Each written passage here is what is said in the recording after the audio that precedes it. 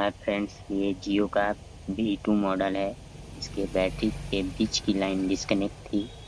इसको हल्के देखिए बगल में ही एक लाइन है, इसको स्क्रैच कर रहे हैं।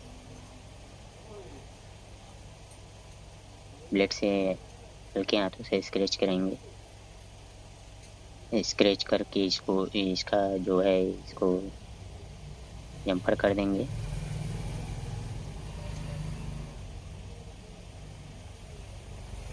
देखिए स्क्रैच हो रहा है।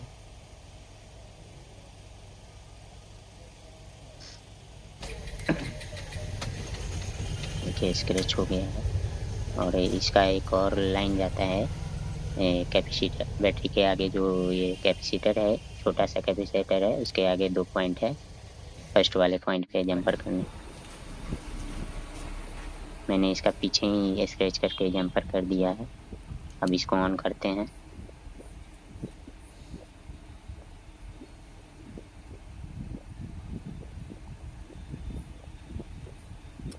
देखिए फ्रेंड्स, ये ऑन हो चुका है।